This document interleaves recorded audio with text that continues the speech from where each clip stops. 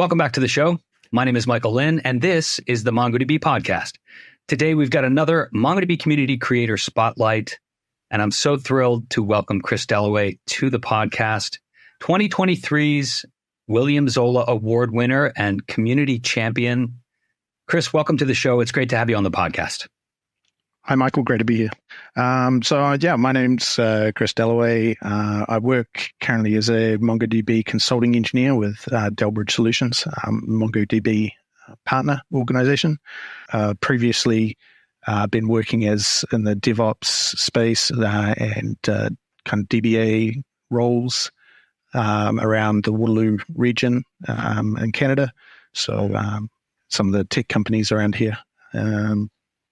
So my MongoDB experience, I kind of started with MongoDB in 2016 and have kind of been working with that database technology since then. And I became kind of dual certified in 2017 with the DBA associate and the developer associate exams, and this kind of the beginning of my journey with MongoDB, and kind of haven't looked back since. That's great. So I'm curious, like you do a lot for the community. I see in the forums, I see in Stack Overflow, and in all of the spaces where people end up asking questions about MongoDB. You're always willing to help folks, and well, first of all, thanks for that. Thanks for your work in the community. Why, Chris? Why are you so active in the MongoDB community? It's for me, it's one of those areas where I have quite a lot of knowledge, and I'm able to answer questions in there. So it's a nice thing to be able to do. And over the years, I've used other such forums, and they've benefited me. And what I've been trying to achieve. So this is, it's kind of a way of giving back to the community. And, it's, I also find it a good way to sometimes exercise the knowledge that I have, and also learn new things as well. There's, sometimes questions come up there that might not immediately know the answer for. So it's like a little research project, and being able to go and learn something new as well, and then share those answers back with the community. Yeah. Well, you've been recognized as a leader in the community, not only by the champion title, being invited to the Champions program, but also as the winner of the 2023 William Zola Award. So William Zola was a lead technical services engineer for MongoDB. He passed away unexpectedly in 2014. Very sad. And he was just unwavering in his commitment to helping out the community and answering questions and just being available for folks.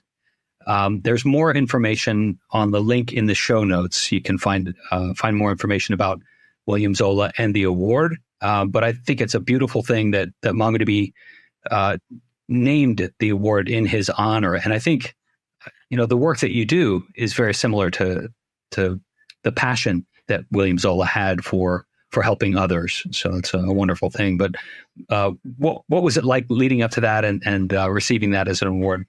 It's like, to be honest, it was completely unexpected. When I got told that I was going to receive that award, I was fairly amazed. It really came out of the blue for me.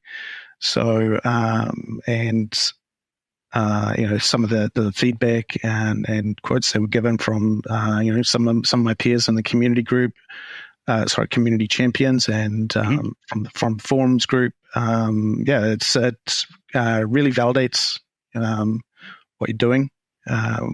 Sometimes you think you're helping people out, but also it's like is it a useful use of time, and these things give that boost, and it validates what you're doing. Complete honor. And knowing some of the previous recipients of the award, I feel I'm pretty esteemed company. Yeah, for sure. So it takes a lot of knowledge and a lot of experience to get to that point and to be able to help so many people to be recognized in this way. How did you get started with MongoDB? There's a company in Woolloomooloo, Degiro. They were looking for someone to come along and do some work on Docker and MongoDB, both of which I had either very little or no experience with. So they liked me. I started with them and picked up these technologies when I started with them. So a lot of reading for me from the get go. So reading white papers, reading manuals, and then getting the hands dirty and creating things. Facing all the problems and finding answers myself, and then sometimes reaching out to those communities and getting answers as well. Yeah. A lot of self-taught from me, and then particularly in the first 6 to 12 months, and then had on the MongoDB University and the certification path, just to again validate that knowledge and go through more of the MongoDB training side of things and get their knowledge that way.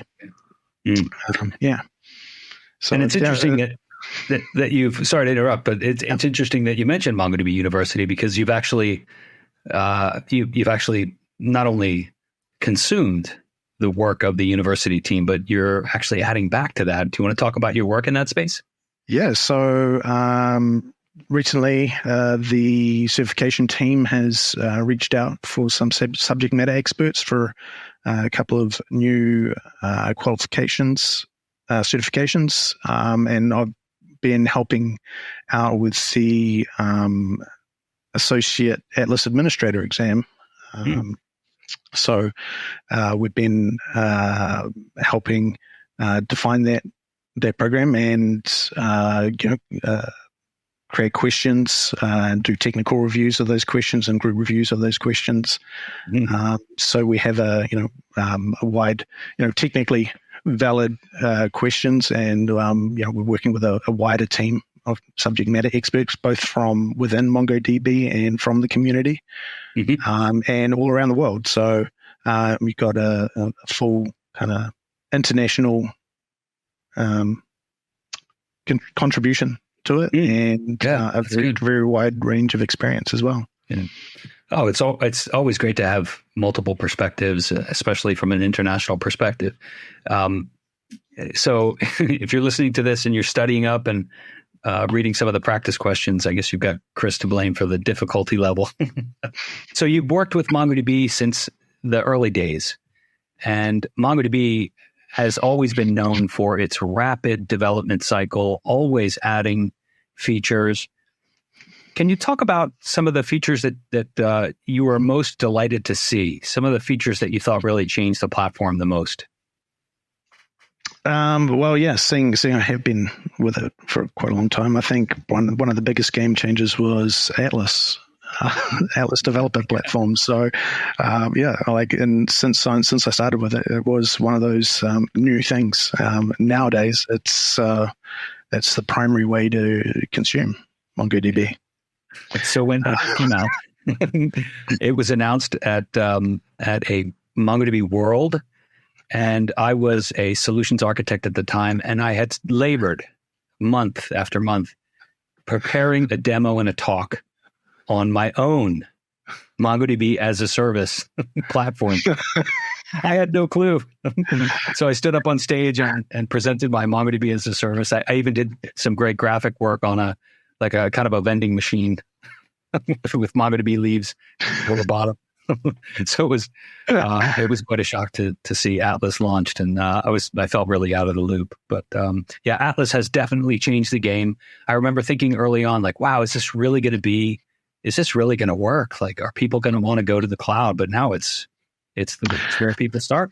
Yeah, it's really, just, they're having their free tier and being able to kind of just start up straight away. And, minutes later, you've got your cluster ready to go. It's a really, really quick way to get started. And then, features upon features coming in. I'm some of the, like I really was glad to see the stream processing added recently as well. Yes, it's really filled out. I mean, it's become a developer data platform, and I don't think a lot of folks, even in the MongoDB community, know the depth. How have you stayed current in some of the things that are not just the core database? So it's being part of the Champions and Creators program. It's very good in that sometimes we will get early product preview from product managers and such. So and that's a really good way for us to stay current with some of the upcoming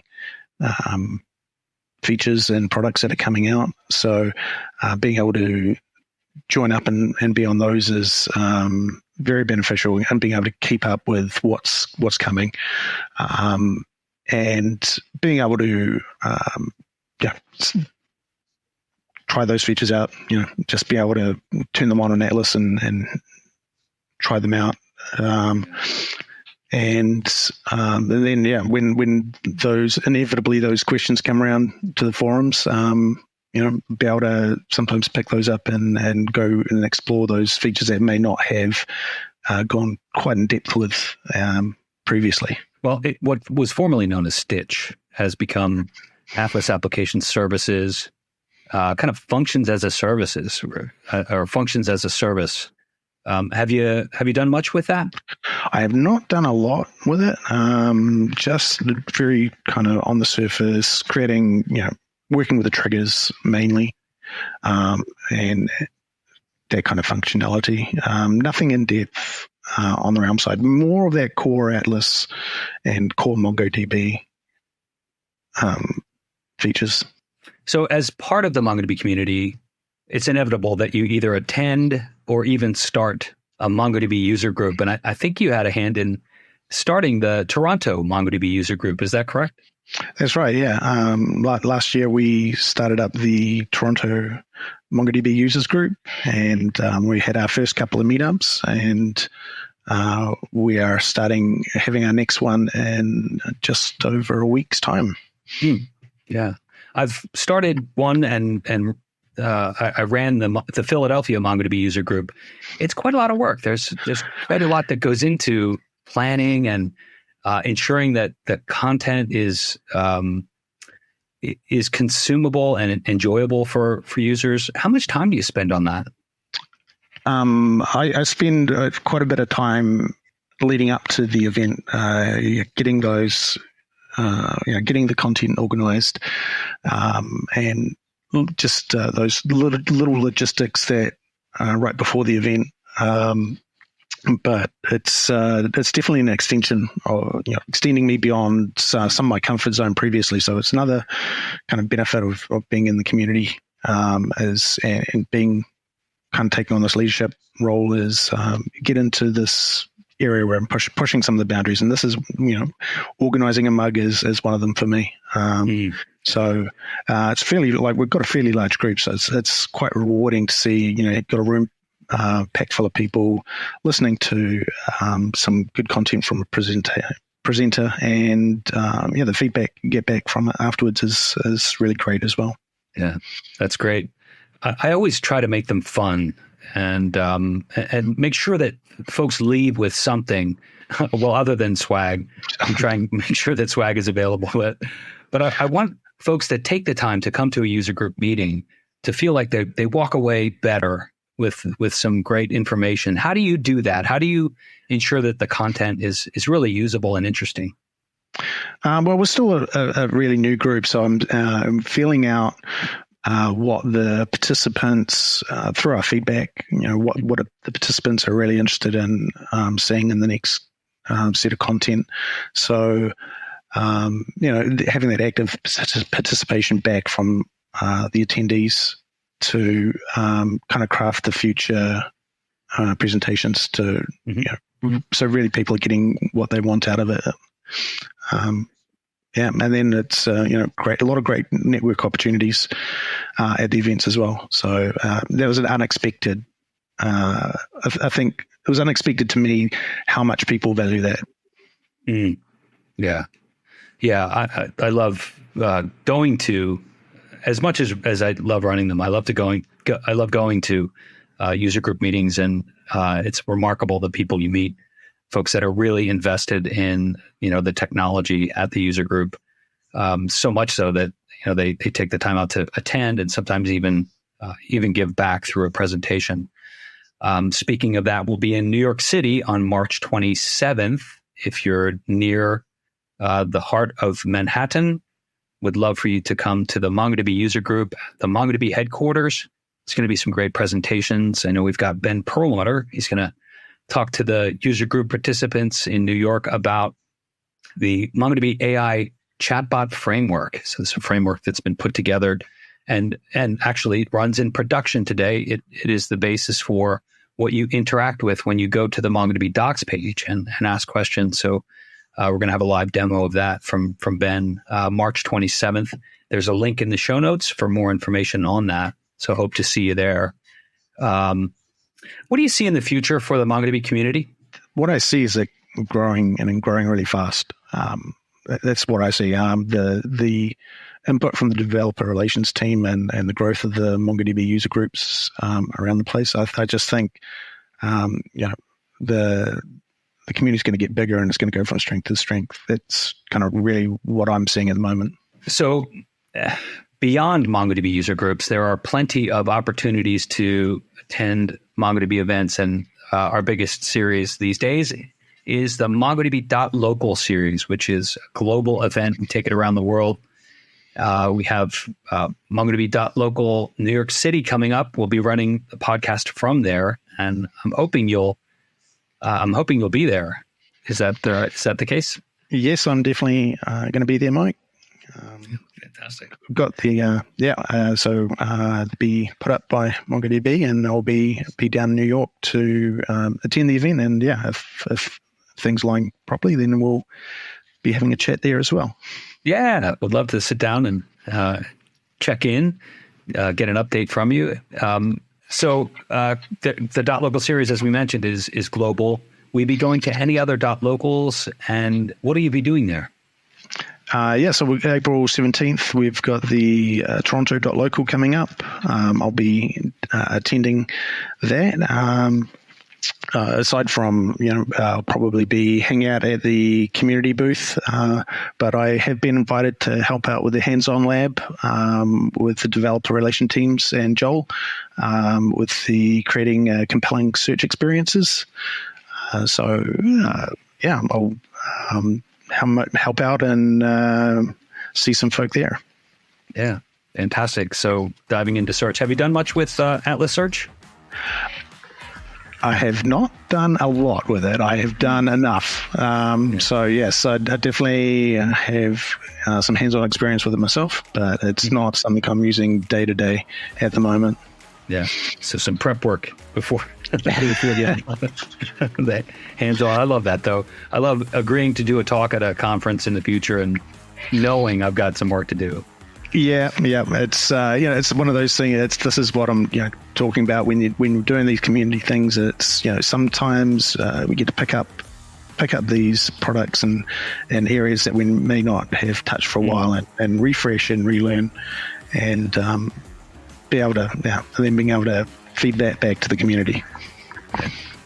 Well, Chris, it's been a great conversation. I want to thank you for taking time out of your schedule to chat with me and the listeners and share your experience. Congratulations once again on the William Zola Award. Well deserved. And I just want to say thank you for all the work you do in the MongoDB community. Is there anything else you'd like the listeners to know? No, I don't think so. All right. Just we've got our Toronto MongoDB users group coming up. It's maybe filled up by the time this goes to air, but if it's not, it's March 26th, so the day before the New York one. But nice. Yeah, so we've got a talk about unpacking the generative AI, and we've got another lightning talk about MongoDB drivers. So. If you're in Toronto, March 26th, and there's a storeroom, then sign up and come along. Yeah, so we'll have a link in the show notes to that and all of the other things that we talked about. So many topics. So make sure you check out the show notes. Chris Dellaway, thanks so much. You're welcome, Michael.